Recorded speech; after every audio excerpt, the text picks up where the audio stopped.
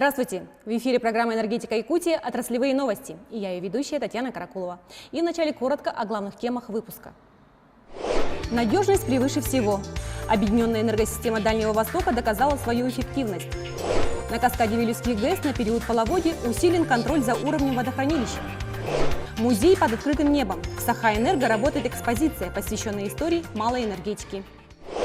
Центральные и западные энергорайоны Якутии впервые отработали сезон пиковых нагрузок в объединенной энергосистеме Дальнего Востока. Зима показала, что связь надежная. Благодаря новой ЛЭП Майя Нижний Куранах Якутскэнерго компенсировала потребителям Востока недостающие мощности и получала взамен в случае необходимости. Подробности в нашем видеосюжете. Она выглядит грандиозно и даже с высоты 200 метров. Подстанция Майя является основным узлом, который объединяет в единую энергосистему центральную Якутию с Дальним Востоком страны. Для этого была построена высоковольтная магистраль Нижний Куранах-Майя. А уже здесь на месте специалисты Якутскэнерго подвели линии разных классов напряжения для подключения конечных потребителей. Схема позволяет сейчас запитывать потребителей как со стороны подстанции Майя 220 киловольт, так и со стороны подстанции Нижний Бестяк 110 киловольт. То есть есть такое взаимное резервирование, что, естественно, повысило надежность. Объединенная энергосистема стала работать с 1 января 2019 года в разгар пиковых нагрузок. Излишки мощности центрального энергорайона Якутии оказались востребованными. Практически сразу Якутская ГРЭС пришла на помощь потребителям Востока, загрузив линию на 90%. И только 2 раза помощь потребовалась энергетикам Якутии. Переключения проводились так, что потребители ничего не заметили. Выбрана балансовая схема перетоков между Западом, Центром и ОС Востоком, между выработкой наших станций Якутской ГРЭС-1, Якутской ГРЭС-2, каскадом, за счет того, что существуют вот эти линии. Поэтому вывод в ремонт некоторых там объектов, он не столько значим, не столько ощутим для потребителя, как было и ранее. Этим летом в планах энергетиков завершить строительство линии Майя-Табага. Здесь ведется установка капитальных металлических опор взамен временных деревянных. Их пришлось поставить на период восстановления поврежденных. А на сегодняшний день мы все подготовительные работы провели. По постоянной схеме мы проводим мероприятия хозспособом по восстановлению данной линии в первоначальном виде, в котором она была, то есть в металлическом исполнении. С завершением ремонтных работ новая логистика электроснабжения заречных районов Якутии станет работать по постоянной схеме. Тем самым значительная часть республики перестала быть энергоизолированной. Энергетики продолжают работать в режиме повышенной готовности, связанной с прохождением ледохода. Специалисты круглосуточно ведут мониторинг движения льда. Также на постоянном контроле оборудования, зданий и сооружений, находящиеся в зоне возможного подтопления. Особое внимание энергетики уделяют переходам высоковольтных линий через реки. Для обеспечения потребителей электроэнергии на случай ЧС подготовлены резервные источники питания. К предстоящему паводку готовится и на каскаде Вилюйский ГЭС. Ведется постоянный контроль за уровнем воды на водохранилище. От него зависит безопасность гидротехнических сооружений главного источника энергоснабжения Западной Якутии. Приток воды, по данным специалистов, здесь начал расти с 5 мая. В период половодья весеннего станция работает в штатном режиме. За осенне-зимний период максимума нагрузок происходит у нас сработка водохранилища с понижением уровня воды. Соответственно, в период половодья, когда происходит таяние снега, мы набираем, аккумулируем воду для последующего осенне-зимнего периода. Безопасность сооружений каскада Вилюйский ГЭС обеспечивается в полном объеме. Для персонала станции это обычная работа. В исполнительной дирекции чествовали лучших потребителей энергии. В список вошли 17 предприятий от Якутскэнерго и 16 организаций, работающих с Сахаэнерго. Таков итог регионального этапа всероссийской акции «Надежный партнер» за 2018 год. Она проводится компанией «Русгидро» уже 5-й год, и с каждым разом число лауреатов растет.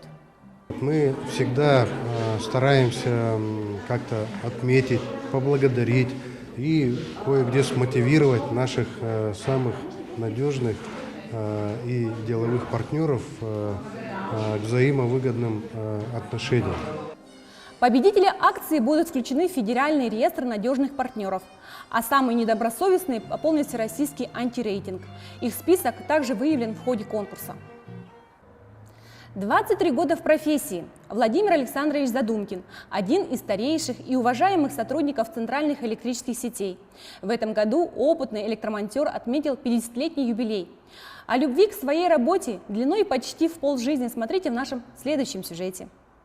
После того, как установлено место повреждения, за дело берется кабельная служба. Специалистам предстоит вскрыть участок и ликвидировать обрыв.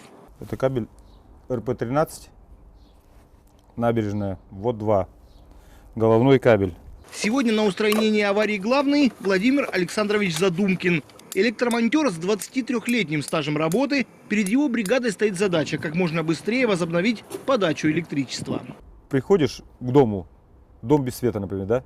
Выходит бабушка, говорит, когда, внучики, свет дадите? Мы говорим, ну, потерпите, пожалуйста. Умелыми движениями рук с кабеля в считанные минуты убирается металлическая оплетка. Следом снимается изоляция. У неподготовленного человека на это ушло бы больше часа. Теперь самое ювелирное – нужно спаять обрыв. Обязательно надежно. Работа каждый день. Работа нестандартная. Бывают ситуации сложные, бывают ситуации простые. И их приходится выполнять по своему опыту. Иной раз включать, что это надо сделать, это надо сделать. В Якутию Владимир Александрович приехал из Красноярска молодым специалистом. Сюда его привезла жена. В Якутске нашел еще одну любовь – природу. С тех пор редкий вечер обходится без рыбалки. Верные напарники – супруга и сыновья. Детство у нас было хорошее. Мы не сидели в компьютер, не играли, а находились на реке, на озере. Плавать учились, вот так выбрасывали нас. И тонуть начинаешь, тебя вытаскивают, давай плыви, плыви. Вот плавать так научили. Примерно так же на собственном опыте обучился азам профессии. И сегодня он один из самых уважаемых работников центральных электрических сетей. Работа, если интересна, то и работать хочется. Когда работа не интересна, тогда уже на ней держаться нечего. Да, я очень люблю свою работу. За годы работы Владимир Задумкин воспитал не одно поколение электромонтеров. Вот и сейчас он обучает молодежь. Главные наставления опытного кабельщика – качество и непременно безопасность. Для Энерготранснаба начинается навигация. Экипажам флота на реке Алдан предстоит завести 59 тысяч тонн угля для котельных теплоэнергосервиса. Сейчас к выходам в рейс готовятся 2 сухогруза и плавучий кран. В ближайшие дни они покинут место зимовки – затон Якутского речного порта.